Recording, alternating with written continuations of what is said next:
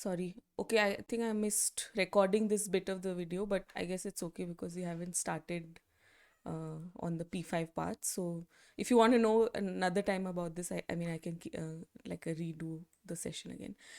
So even these, as you see, that they are a fair amount of like recreations of the idea of what a home could be. So this is what we'll look into today. I'll tell you which artwork we'll do, but before we start off, I'll get you guys introduced to the idea of for loops. This is a sort of integral uh, moment in P5JS where you will start feeling that it's a bit different from graphic software, and it'll give you the opportunity to build more interesting ideas with code. Let Can you guys see this? The paint, whatever. You don't have to mute, guys. It's okay. Like unless there's something major happening behind you. So, what we are basically going to attempt is called a for loop, and a for loop gives you the opportunity to give the computer a set of instructions which it will repeat. So this, for the sake of it, I'm just repeating a bunch of circles. And what it also allows it allows you to nest loops within loops. So you can give a set of instructions within a set of instructions. So I can say that, okay, give me a set of circles that are horizontal, but within that give me another set that goes vertical, make another set that's vertical. So this becomes your first loop, and then every time I want a loop that's taking it down, so then I have another set that comes up like this, and so on. So this can be a bit tricky. Just be patient with it. Sometimes conceptually it's not difficult to understand, but sometimes what happens is a simple semicolon or a comma can become the reason that it's not working. The other thing to remember is that this is also something, if you don't kind of think of carefully, can lead to like an infinite loop and your computer can crash. And it is probably the way I learned, but if you want to save save your computer, just be a bit careful. So we'll set it up in a very simple way. We have to write for, and then we put in a variable. Now you guys already know what variables are, and you also know, as the term suggests, that it can freely vary from any value, from any range of values. So we set it up so in a typical sense that this thing we can call our initial value, int I can call it. So say we call that I equals 0, and then we add a semicolon, and then we give it a limiter value. So we say, okay, limit it till I is say less than 100, but up till this point keep adding 1 plus to the I. So plus plus. So, or as we had done in our previous session, I equals to I plus 1. Now this needn't be just plus plus. You can also say that, okay, up till 100 you add I equals to I plus 5 also, or whatever else. So you would write that as I plus equals to 5. These two are the same thing. It's just a way of writing it in a short form.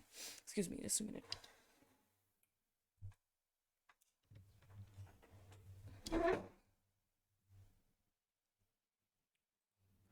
Right? So till this bit is okay for you guys? Yeah. Okay. So at this point, we will just put a curly bracket, just like we did for our if statement, where the if statement was much smaller. So it was like whatever. So here we can now write, say if I write circle, and then, okay, so now what happens? Now this is the point where we need to kind of just understand what we are doing. So for example, here I say that, okay, I already know that I want my circle to be, say, like 20 pixels in diameter. And I know that I want it to be in the, I want a line of them in the middle of the canvas. So maybe I'll just already put 200. But here I'll put, say for example, now I'll put an eye. So what this will do is, it will start making circles for me. And unlike the animation where one circle moves across, this will give me 100 circles which are moving across like this up till some point until it reaches less than 100, which is 99. But because we started at 0, so it's 0 1 2 3 4 up till 99, which is 100 circles. So let's just try this out once here. Remove this. So I'll say for I equals 0 and I is less than 100, I plus plus, and then I put the curly bracket. So you can see there are no errors. And I'll just write circle I 220. So this is exactly what we've done here, right? So let's see what happens when we hit play. So you can see it's drawn like very intensely after one pixel, every 1 pixel it's drawn a circle. So how this loop works now, I'll just explain to you, and then I think the whole concept will just come together. So basically what it's doing is, whoops, okay.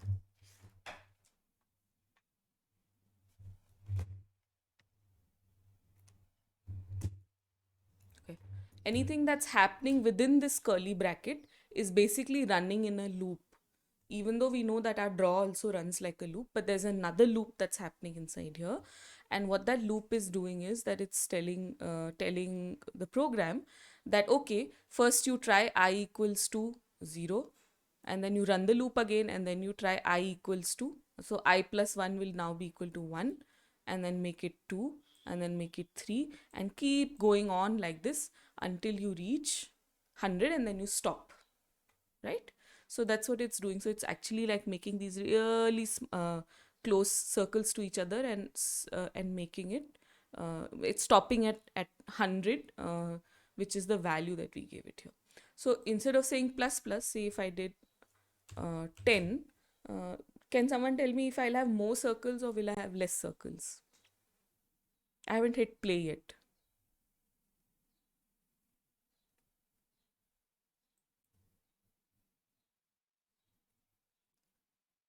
Less, yes. Someone else? Anyone else? More? Okay, less. Anyone else?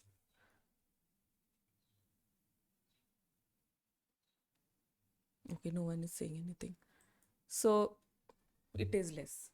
Can you tell me why this happened, Sirath? Why you thought it would be less? I don't really know. I just guessed. Okay, no worries. So the reason for Abby, you want to give it a go? Yeah.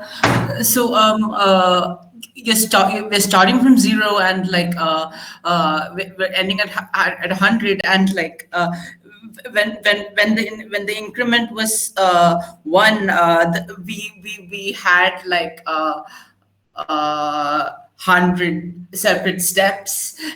And like when you increase the increment, you reach the final point faster. Exactly. So basically, what Abby said is that what we did here was a plus one. So it was basically going 0, 1, 2, 3, 4. And what I turned it into was a plus equals to 10, which basically means the first time it was 0. The second time it was 0 plus 10. That gives me 10. The next time it was, now my I has become 10. So 10 plus 10 will give me now 20, and so on. So instead of having those circles running at that very close increment, now they are running at a 10 pixel increment. So I have only, how many circles are there? 10 circles, or probably 9. 1 2 3 4 5 6 7 8 9 10 circles running from x value of 0 up till x value of 100. So this is a simple way you can play around with it. Now for example, um, let's say that in this distance from 0 to 100, I wanted only 4 circles. Can someone figure the maths out for that and tell us? I is equal to I plus 25. That will Perfect, be Chandaji. That was so this. fast. So did you guys get how she did it? Chandaji, maybe you can tell us how you quickly calculated that. So we want 4 circles, Yeah. and it's going up to the x pixel is equal to 100. Yes. So 100 divided by 4 is 25. That's Perfect. why Yeah. So that's the easy logic for that. Sorry, 25. So now we should have four circles. So perfect. So now of course you'll want to know how do I move it into the canvas and all. I mean that's pretty simple. You can just like in your first I value you just add 100, say suppose. So basically now it will be 100 plus 25. So first it will be 0 plus 25. That's at 100 at 125. Sorry, that will be, yeah, that will be at 125. The next one will be 50 plus 100. So that will be at 150 and so on. So basically you were able to move the whole loop together. So now that's the thing. Anything that you put in the loop, the whole value is now moving with it together, and it's now giving you an opportunity to build it out in a format of like making it first into just a line and then of course then making it into a grid. So for example, if I did rectangle, it would give me similar kind of a value, or if I added I don't know, a line, then I need to give an xy value also. For the moment I can just maybe say all of them are going up to a point called 20 comma 20. So you'll see the four lines are all joining up at that one common line. Now you can also see that, okay, this becomes an interesting way to relook at some of the things we did in the past, where you remember this artwork that we picked up. So you can maybe like try it again with loops if you want to. So that opportunity is available as well. So I'll just quickly share with you how to do. I want you guys to try this and then like save your work and then see where we can go from there. I think it might take you about 5 minutes to figure this out if you haven't already.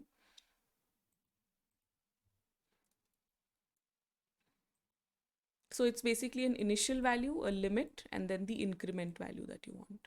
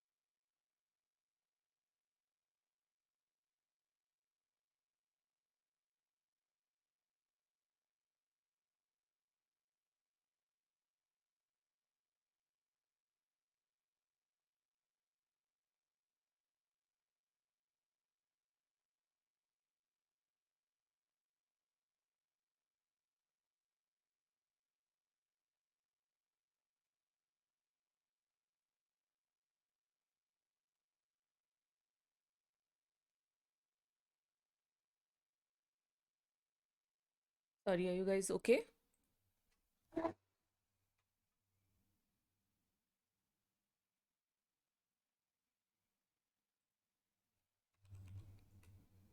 Cool. So shall we go on a bit?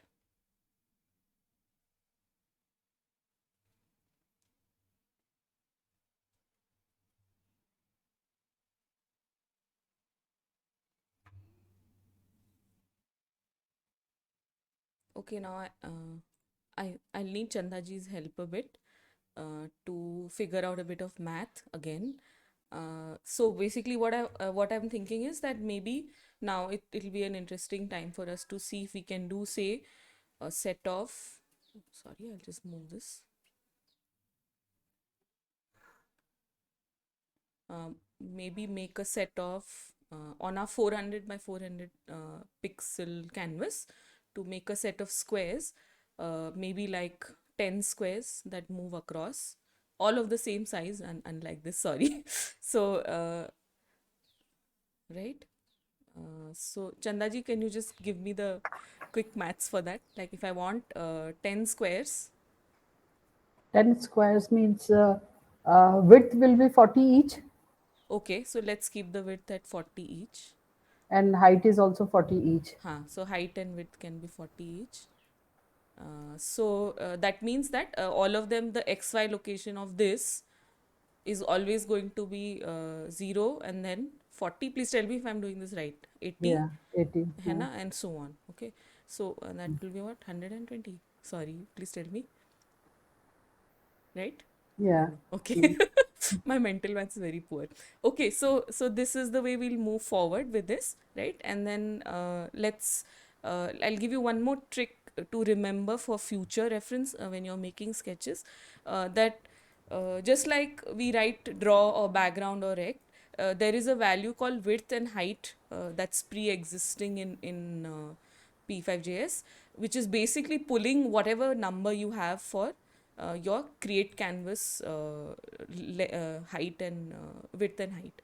So if I say width, so if I do a console log of width, just I write width, no capital, nothing. Uh, it should give me 400 all the time. Uh, and say for example, I change this to 200, and I didn't change anything else in the project. You'll see that it's giving me 200. So this is a easy way to use mathematical calculations even if your the size of your canvas varies, to continue using math rather than doing it manually. So for example here, now I'll change this back to 400. As per what we just figured out, we will so now I know that okay, 400 is my width for the moment. I know that. And then I'll do a plus 40 here, right? And the rectangle y, okay, maybe I'll keep it at 200, and then 40 is the height and the width of the rectangle. So I can see now I have 1 2 3 4 8 and 10 rectangles in a row, right? But what will happen now if suddenly I want the canvas to be 600? What happens then? Everything is the same, like I have exactly the same number of rectangles, but maybe I wanted the rectangles to go right up till the end of the canvas. So how would I do that?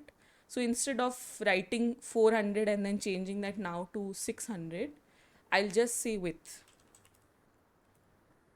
So every time the canvas is of a different width, it'll still it'll still increment up till the point that it reaches the width number.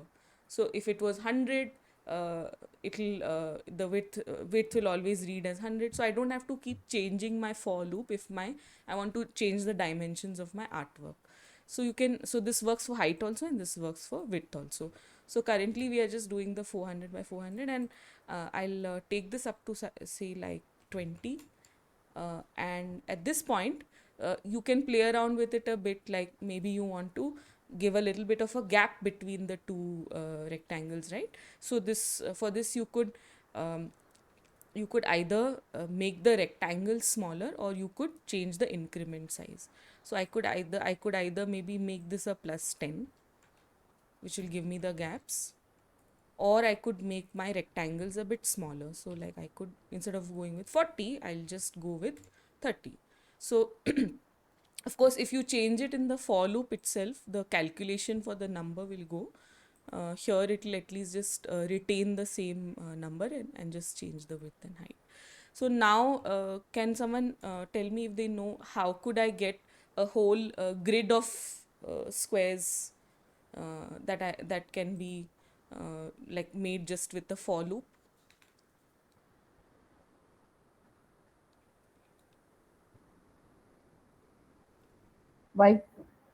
y coordinate will be Yes, so y coordinate. introduced. Okay. So suppose I'll not do anything here. I'll just do y coordinate. Then let's see what happens. Shall I hit play? Yeah. Yeah. Mm, oh, So this only gave me a, because now what's happening is that that same value it's taking at every step, right? So now it just gave me a diagonal instead of the loop. So now I need two loops, one loop to define the x-axis, and then one loop to define the y-axis. So it's very simple, Chandaji. Your logic was in place. It's just a what did we keep it, 20, right? It's just a matter of taking it one step further. So in the for loop itself, we'll add another loop. We'll not be able to call it I anymore. We'll have to use another variable. So for this exercise, we'll just call it j, for example, right? And instead of width, I'll say height. Now again, the reason I'm changing this to height is, even though we are using a square canvas, is that in the future, if the canvas size changes, or if I want to change the way the design looks, it's not like I don't have to change that step in every part of the code. So here in this loop, okay, I need to put another curly bracket, and in that I'll put my rectangle, and then here I'll make this j. So now let's see what happens. So now I have a full grid of squares that are across this. Is there anyone who'd like to know a bit more on how this is happening? Please tell me, ऐसे like you guys have like paid for this workshop, so please tell me. I'm here to help you.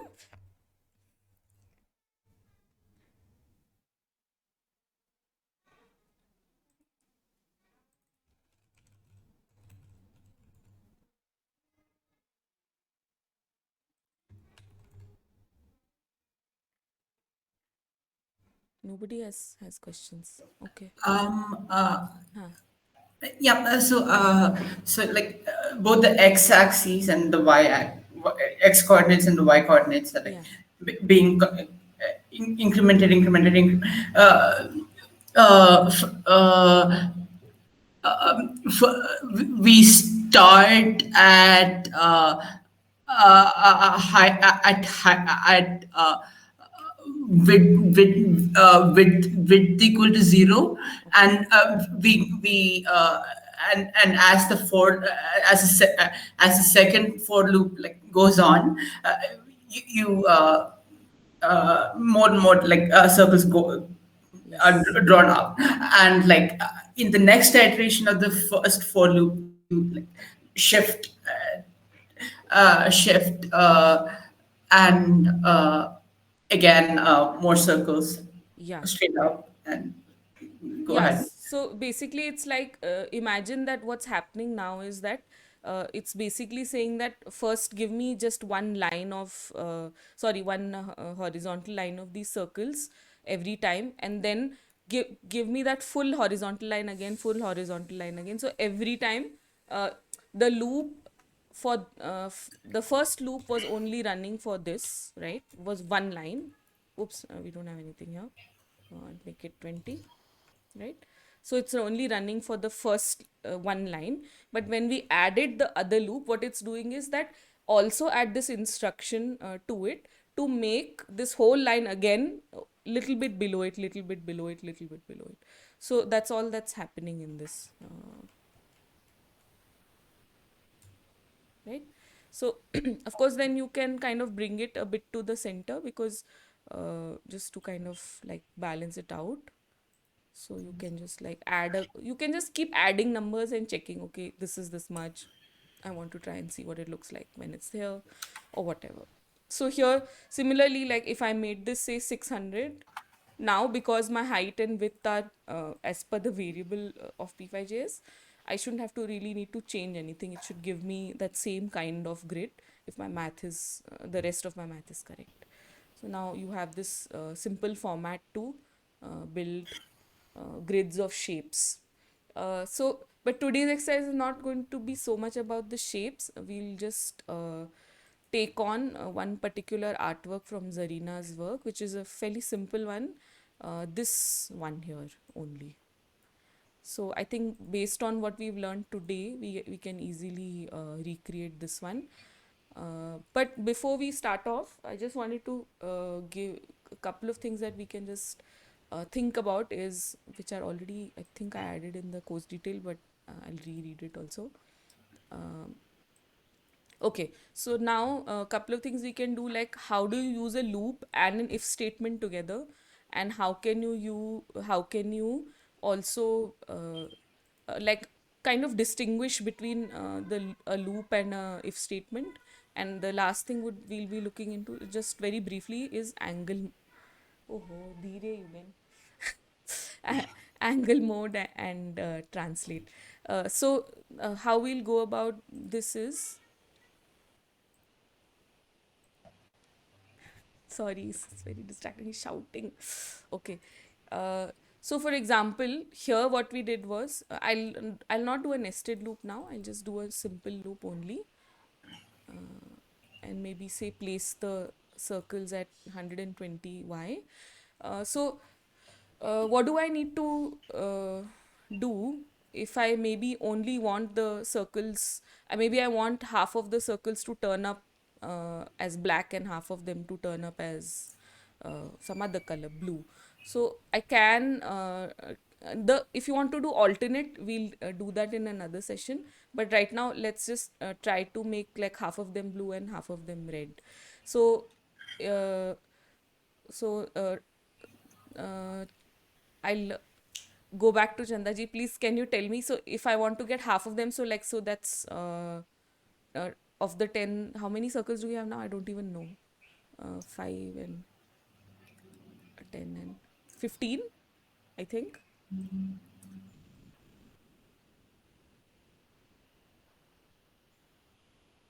Yeah, 15. Yeah, So, 15. 15, right? So, I want the first 7 to be red, and then the rest of them can be any color. So I want to put an if statement for only for the fill color, and they continue to be circles.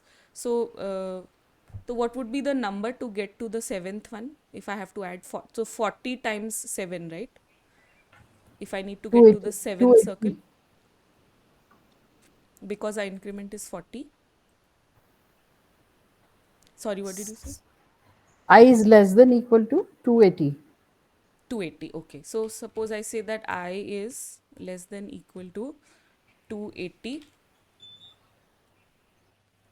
Give me a fill that is red in color. I'll get how this makes red and the other makes blue today. Else we'll do red equals to RG blue. So let's see if this works. So we are getting somewhere. So did others get how this is happening? Seeraj, Shraddha, Jyotika, you guys are okay with this? Okay. 8 circles Yes. are red. Sirat is saying no. Okay. So basically, what's happening now? I'll take you back to the paint. You again? Sorry, is it very loud for you guys, or it's okay? So, so where we were is that now we have got 15 circles, right? And how this was happening was that I was every time we were incrementing it by 40, right? So I decided that okay, we have 15 circles. So Chandaji, I asked Chandaji, okay, where is the seventh circle?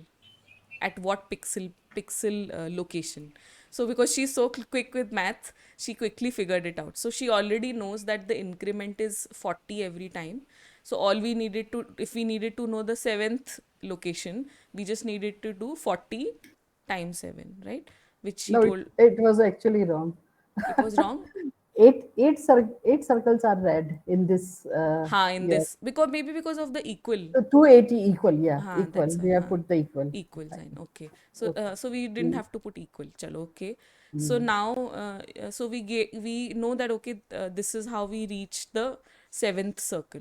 So now that I know that at some point in the loop, at the seventh position in the seventh repetition of the loop, I know that this number 280 will come across. this can be done in another way, but we are just trying to simplify it and be like limit our arithmetic. So we know that okay, this is now at 280. So then what we did was we just added inside the loop itself, we added an if statement, and we said that if the I is less than 280, you make the fill color into red. I'll tell you how I made it red and blue also today. Or then I said else you let it be blue, right? So now is it a bit clearer, Seenat? Okay, perfect. Chalo. So now we'll just quickly, before we head into doing the exercise, I just wanted to quickly share with you guys how to get colors. Now, I know some of you are from design or architecture art background, so you guys may be very, like, you must be well versed with CMYK and RGB. Yes? Can you just give me a sense in the chat? Okay, so some of you might not be, so I'll just quickly pull out an RGB wheel on the internet and let's see. Okay, so basically there are a few ways that colors work. One is called RGB, which is red, green, blue. And when we do it with light, it is normally red, yellow, and blue, I think. But with or with printing, I can't remember. But when you're looking at a monitor, all the colors that are made up on your monitor are typically like a mix of these three colors: red, green, and blue. And they range from 0 to 255. So similarly, like how we did black to white, which was 0 was black and 255 was white. So just imagine that if it's 255, it's something that has full brightness, and if it is 0, it has absolutely no brightness.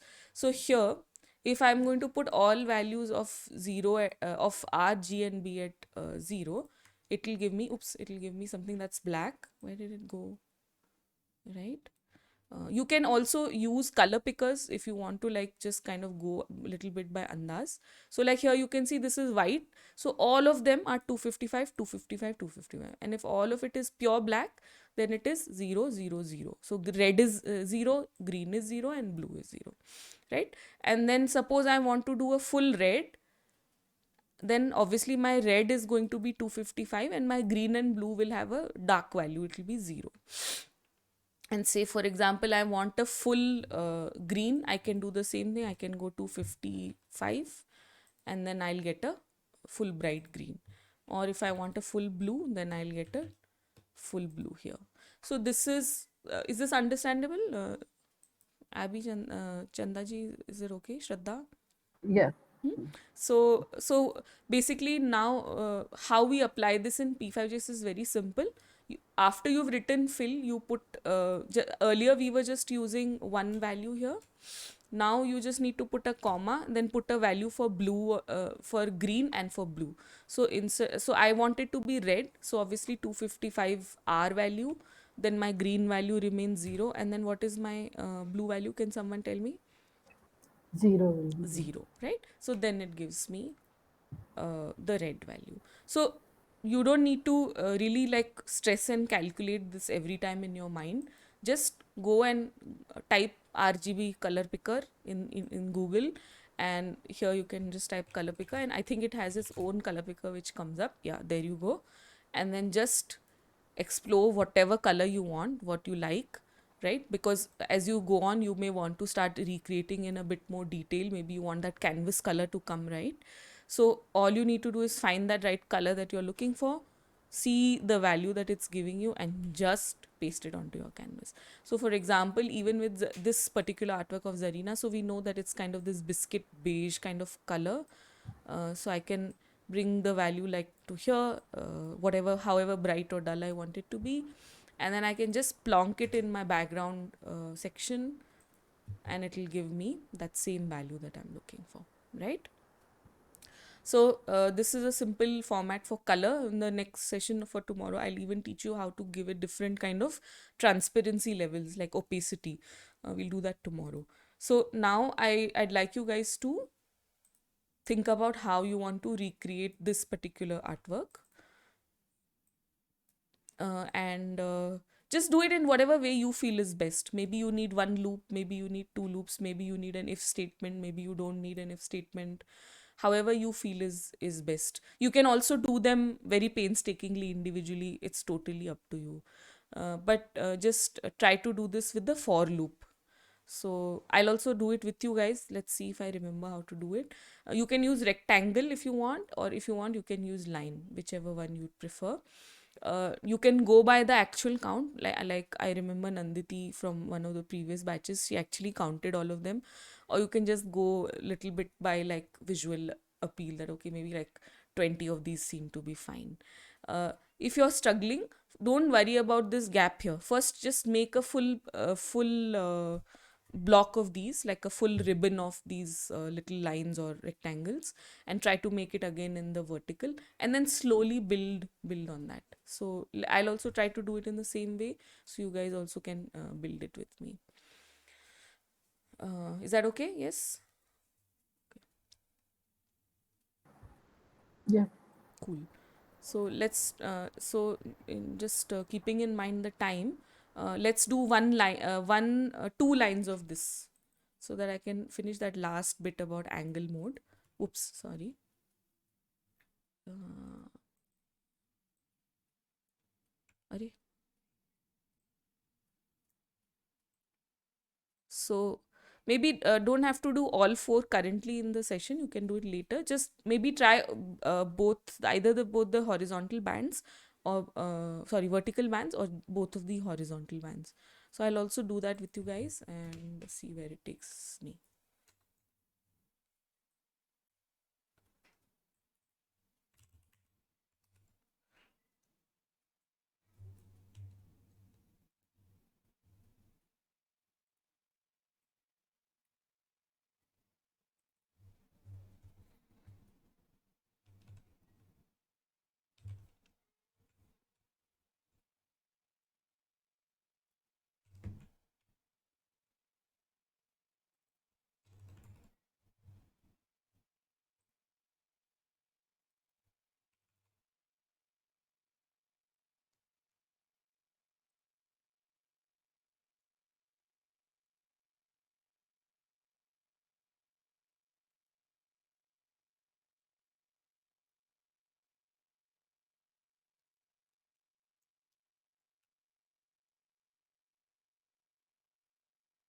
So see, now I can use height in any way.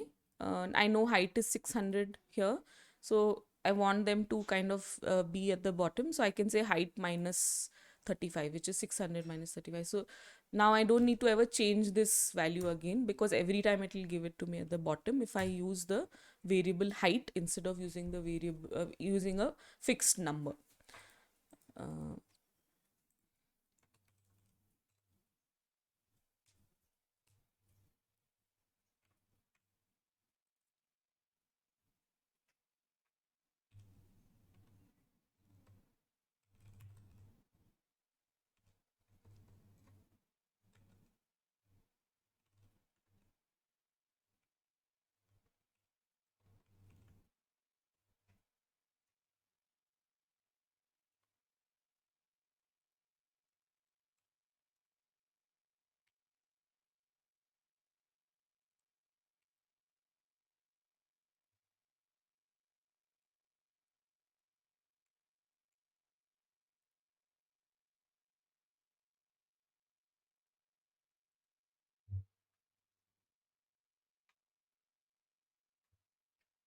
Okay, so let me know whenever you're done. There are more ways to do this.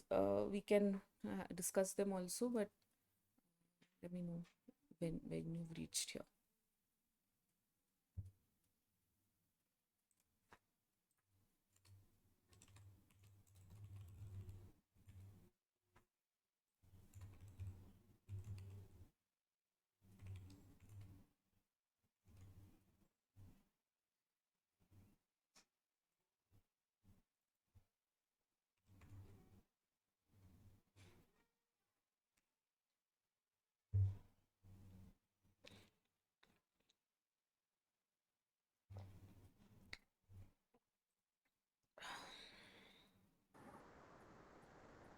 What you have put here? Sorry, where? First line, for I is equal to 0, Huh. I is less than width, So then basically, I just did 600 minus 20, so that's 580, right? So I know that I don't want it in the end. yeah, So I okay. just did a just a you can say like a jugaad almost. So then it limits it rather than taking it up right till the end of the canvas. It's Mm, allowing it to stop here itself. okay. And then, And then here I put a if statement and I said that only if I is greater than 20, make the rectangles. So I could have done in the reverse format also, where I could have started I instead of 0, I can start it at 20 itself. And then here I can say that with my, if it's uh, less than width minus 20, only make the rectangle. Both possibilities are there. So it's giving me the same visual.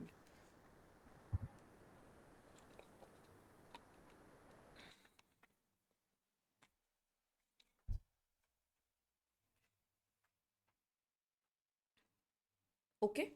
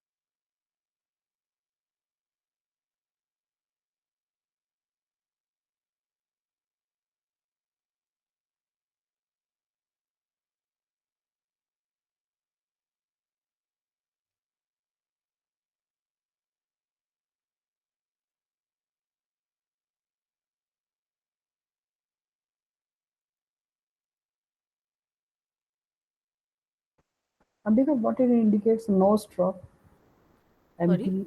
Huh. Oh, sorry. I haven't. Wanted everyone to say okay. They're ready. No stroke is just like we don't want any. For example, we normally get that black color stroke, right? This one, this Yeah, line, which we can change the width. So sometimes I do may not want that stroke at all. So I just do no stroke S capital. And you can do the same thing with fill also. So for example, if I say no F, no, I think I've reserved all this for the color session, but it's fine. I'll just briefly tell you. You can do no fill with F capital, and then you only get the outline, the stroke outline, and you don't get the any fill color inside. So you okay. can experiment with both. Uh,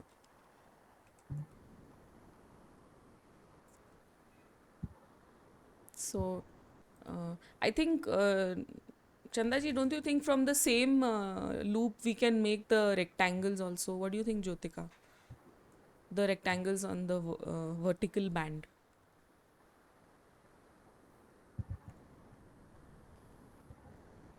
We have to define the J.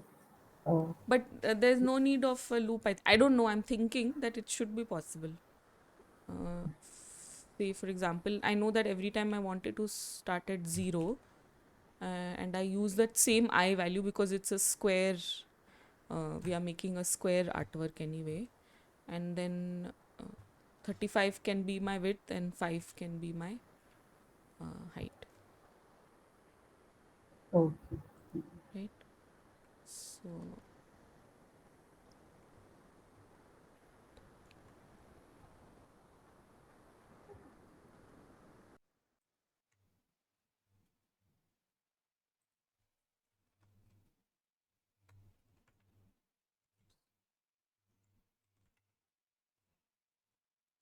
so yeah, I mean, it's possible.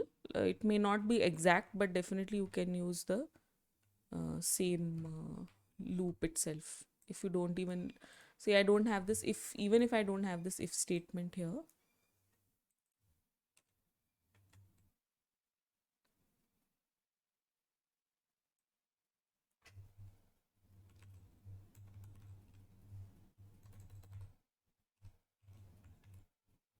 right? So with one loop also, in a sense, we have the all the ingredients to make this particular recreation. But I guess you guys can look at how you can make it a bit more precise and bring a little bit of your own nuance. Like Jenny's added mouse variations also. You can also try that if you'd like, things like that, right? So I'll save this this particular. See, now I didn't log in, so I can't save it. Now this is a problem. So just remember always to log in to P5JS before you start. I'll just share this particular sketch with you guys, and you can play around with it also a bit. Yeah. Okay. So I'll just quickly look at two more things for today's session, which was angle mode and translate. Uh, in general, this is useful when we look at things that we want to rotate. Now, what happens is, firstly, so remember we did frame rate last time. So frame rate basically defines how many times the frame is being refreshed every second. So typically that's at 24 or 30 frames a second, like as per an animation format. But you can make that slower. You can make that 5 or whatever. So whatever that frame rate is basically a count. So you can call that, just like how we call width as a number based on whatever we are using. We can also call something called frame count. So, for example, you remember how when we set up our circle, uh, we would make a value that was global, which would be let x equal 0, and then we say x comma 100 comma 20, and then we would say x equals to x plus 1, which was giving us an animated circle. So one can also use a value which is called frame count. Frame count runs very fast in animations, but you can again use it with your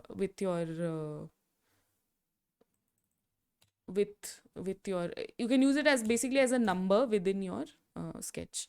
So now this is a frame count which is same at 24 or 30 frame rates a second. Say if I change the frame rate to 4 or 3 or whatever, you'll see that it's moving really slowly. So this is actually just a number. So if I were to do a console.log for this, you'll observe that it's just giving you 1, 2, 3, 4 at different rates. So you can use this in animations, right? So now there is a very simple, so now let me just not think about it like this. I just want a simple, like a simple square somewhere in the canvas, and I want that square to rotate, right? I just want it to rotate. So I can say rotate, and then I can use that same frame count format, and C is capital here, huh? Or this could be anything. You can also call it X, and I can say X equals to X plus 1. So let's see what happens now. So it's running, it's like pacing across. Maybe I'll make it a bit slower. Oh.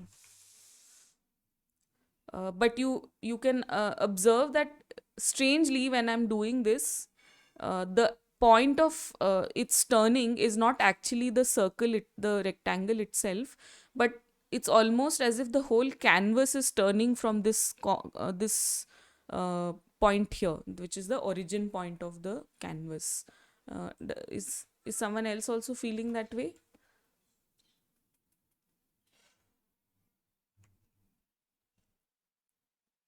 Yeah. So basically, what happens is that unlike particularly those coming in from design software, you are always used to rotating an object on its own anchor point. But that doesn't happen in P5JS. It rotates, the whole canvas starts to rotate. So that's why we are learning a bit about this. And you must be also observing that the movement of this rectangle is not very smooth. So basically, by default, there is a format called radians, which is being used in P5JS for your angles. Normally, we've all used 0 to 360, but this uses a format called I think that first image was good, called radians. Arey, to YouTube khul gaya, sorry. Which is basically moving from 0 to pi, and then there's a good image here, yeah, which is moving from 0 to pi by 2, pi, 3 pi by 2, and back to 2 pi. So that's the way the values are moving. Now, in some cases, this is useful, so I guess they've kind of kept it as the default. But since I mean, at least all of us who've learnt it in degrees would prefer that, we can change that back to degrees by a simple gesture called angle mode. And in the angle mode with M capital, and to be kept in the setup, we will just, instead of radians, we will write degrees. So now I'll try the same thing again, and I hope that it will run a bit smoothly. So now you can see that it's running as per what we are normally used to, the logic of going from 0 to 360. So now in this context, what would I have to do to make this firstly either A, come in the center, or just work on itself? So these are the two questions that do tend to come up. So there is an option for me to just imagine that, say, I'm working with this on a piece of paper. I'll just make this 0 again. If this is my canvas or my paper, if I had to draw something which I'm saying that, okay, within this paper, I'm drawing something which is from this origin point at the center, right? But what if I were to just move this whole thing here to make this my origin point? So this will then become like the basic Cartesian system that we are used to. So where the 0, 0 is in the middle of the canvas here, and everything else is going in different directions. So then everything in this quadrant becomes plus x minus y. This is plus x plus y. Just let me know if you're following what I'm saying, and if I'm correct also. If there's any mistake, you can please let me know. Is this okay? Like, are people able to understand this format?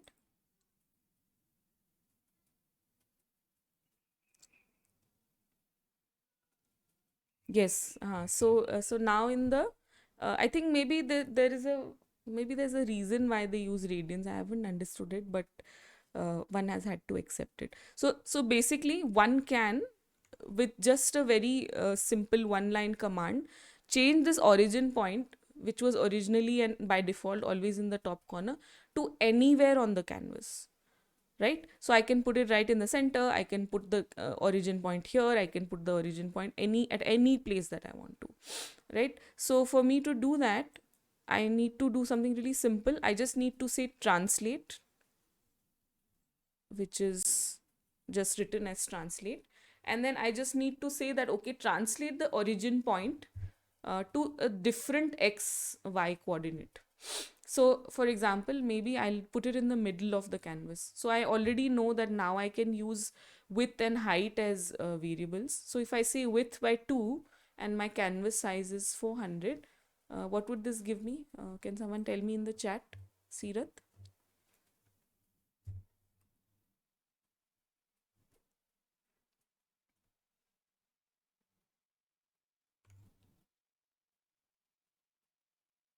Have I lost you? Okay, so Jenny's given the answer. It's 200, because we know that this can be used in a variable format. So we can say 200, and then of course the same thing we can do height by 2, which will also give us 200 because our canvas by default we normally use 400 by 400. So I can get the translate at this point. So now let me just try and see what happens in all this. I'll add the translate width by 2, height by 2 in the middle here. So now you can see that the center point continues, has shifted from here, but the circle is continuing, the square is continuing to move in the same way. But that's because even though my origin point has changed, I didn't bother to change the XY location of this. So if I had kept the XY location of this as 0, 0, then you will see that it's kind of moving on itself. Now you also know that the center point for the origin point for the rectangle gives you the top left corner, so it's still moving like this. So now, but this is closer to say Jyotika, maybe like Photoshop or Illustrator, Shraddha, where you can change the anchor point of your vector object and move it around. Yes. Right. So basically the reason I brought this up now is that you can maybe tomorrow or over the course of the week also look at like an artwork like this and see how you could make this with the rotate function and using angle mode, now that we know.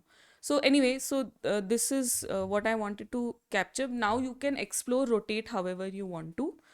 You know that now, okay, that this will work for me in this format.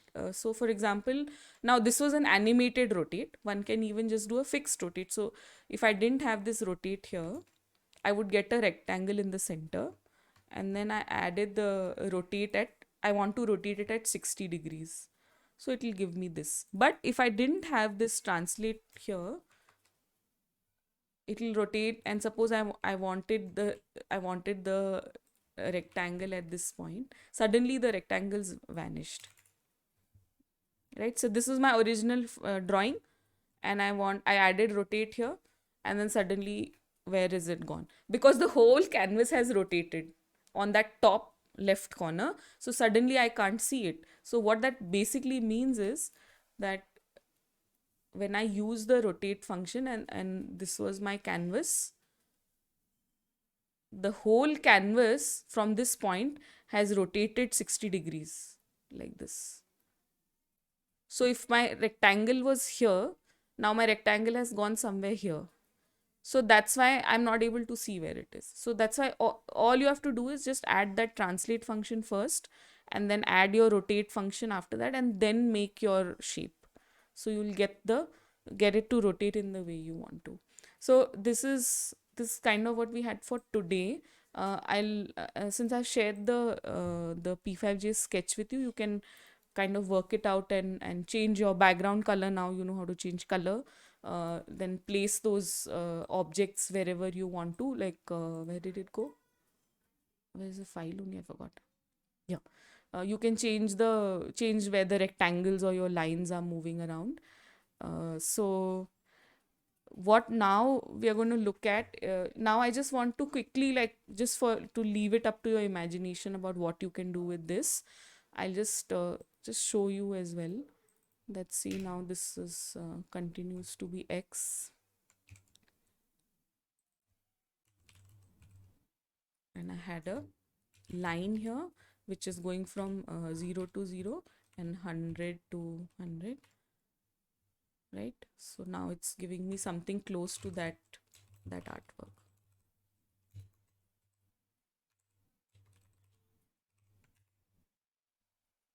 Right? So this is very close to this particular artwork that we are looking at. So if you see, this is maybe like, I don't know, it looks like it may be some 1, 2, 3, 4, 5, 6, 7, 8, 9. I think it might be like 28 or 32 moon phases. So for example, if I needed to do that, like maybe if I multiplied it by some number which was a little bit greater, or I added 30 to it, then it'll like give me this like little bit of a distance also.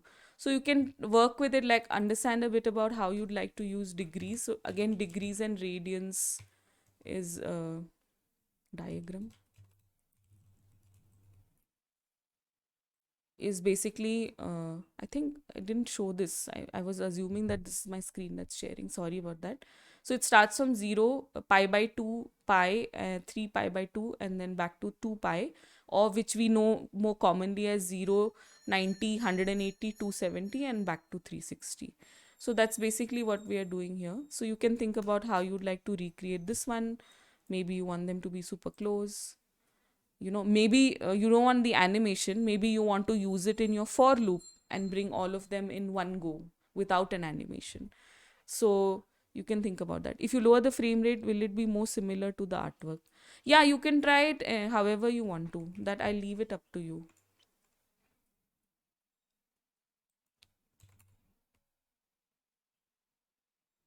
I lowered the frame rate, but it's more or less the same.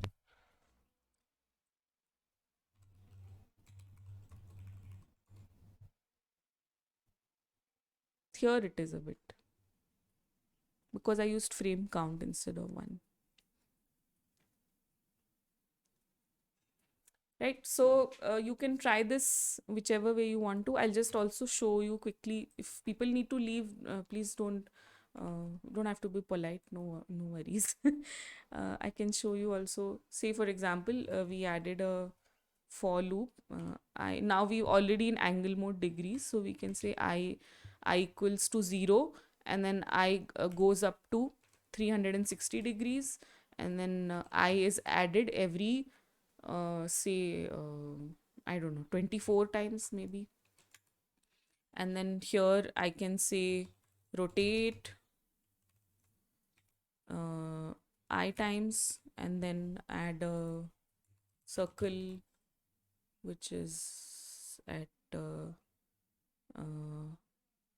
100 140.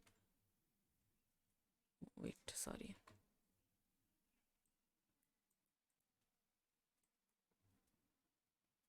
Oh, so I crashed it. Can you guys tell me why it's crashed? It's a good interesting way for you to debug.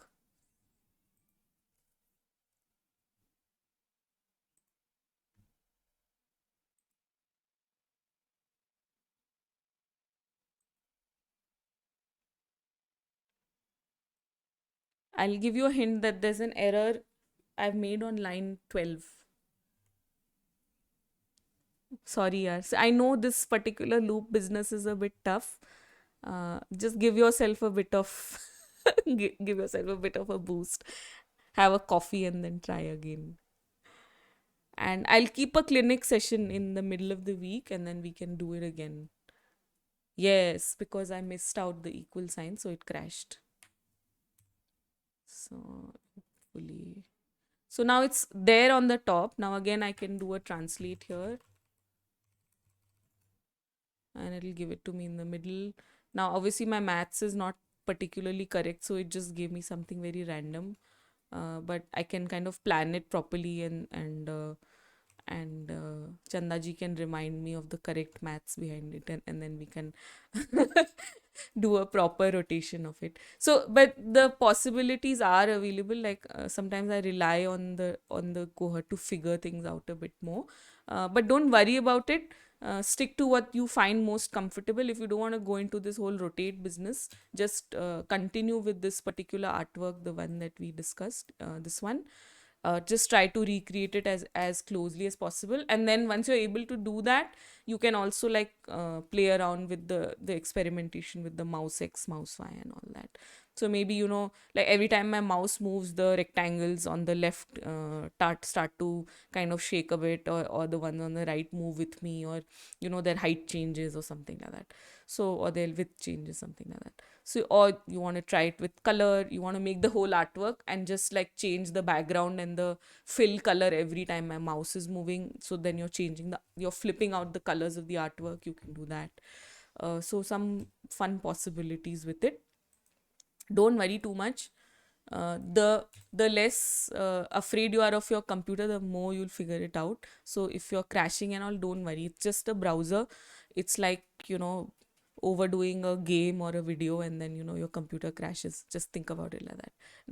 Nothing bad is going to happen to it. You can just restart your system and it will be fine. So don't worry at all. uh, try to figure this out and try to put as many of these you can in the sheets, in the slides. I'll just make another set of slides for this bunch of sessions. If you prefer, what I could do is maybe just uh, put a name to each slide and then you guys can put it in your particular slide, which I've done in the past and I think it was a bit easier. Is that better, I think? What do you guys think? Nobody's saying anything.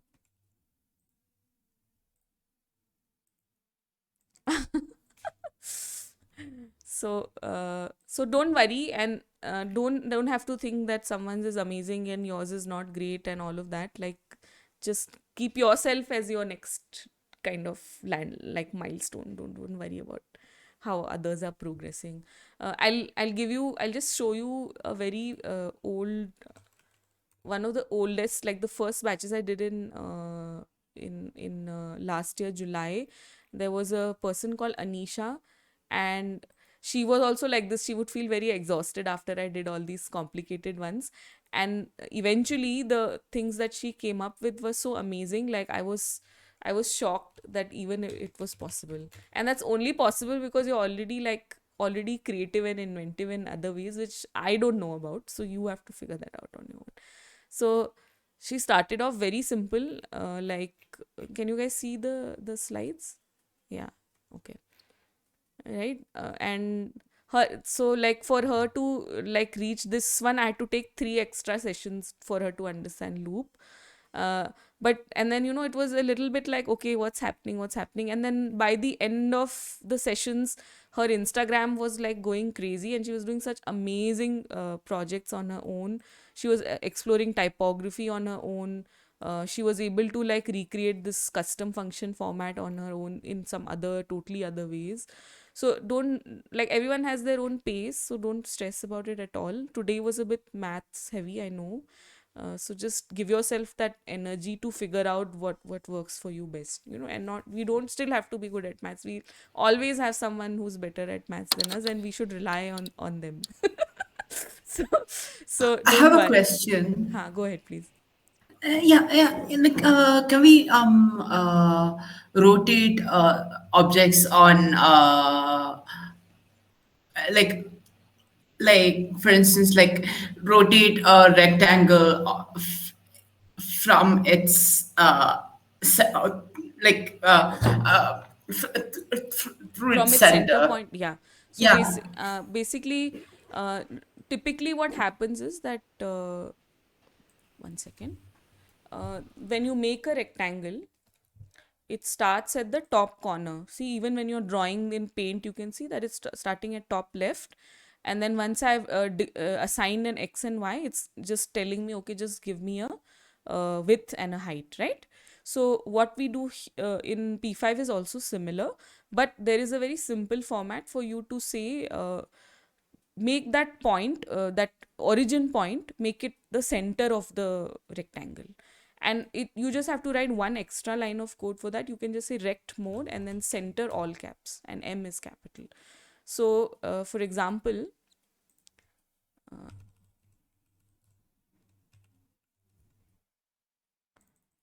just try to see if you can see a difference in the two. So now I have not done anything. This is default. See, it's coming up here. Yeah. And if I draw a circle at the same point, and draw a really tiny circle, so you can see that it's there, right? But if I added rect mode here, you'll see that the center is being taken as the axis. So now if I were to add the rotate here again, oops, and then translate it to the center of the canvas. Oh, sorry, this has to be 0 again. Now you'll see that it's moving on its center point. Is this what you were looking for? Yes. And like we can like translate each object Yes. independently. If you want to do that, very simple. Every time you try to, you're trying to do something, you just put translate before that particular shape that you're doing. Occasionally, this tends to give some trouble, but I'll. So now see, can you see that I've just copy pasted the same code and it's doing something totally different? So what Yeah. it's done is that first it took the translate point in the center, but then when I called it the second time, it translated not from the original point which was here, but it translated from the center point to the next point here. So now it's actually here. So there are some tricks to figure this out. I'll explain them to you in the coming classes. So for the moment, just try to see what you can explore with this one translate and a bunch of objects that are working with it. So now if you see this thing, you'll observe that basically it's now this was your 0 0. So now it's taken this as your 100 comma 100 for this particular object. Does that make sense? Yeah, it does. It does. It ठीक है, does. perfect. Thank you. Welcome.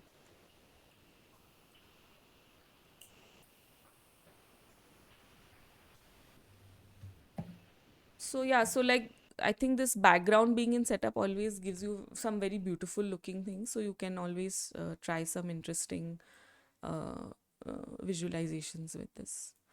So don't worry about rect mode. We'll come to this in a later session again. This it came up as a question. I've answered it. And okay, just have fun and let's meet tomorrow. I don't know. I may not be too well. I'm already feeling a bit under the weather, but mostly the class will happen. And if possible, tomorrow, why not everyone come with one or two artists that they like, women artists, any women from anywhere in the world, and let's just kind of do a little bit of a show and tell of like the people that we like and our interests, and they can be from a totally folk background from like the hinterlands of India even, or all the way across any part of the world. And let's just kind of see what people have, what like just maybe one or two artworks that you like from their work, so we can just do a little quick share amongst the group, if that's okay. Yeah.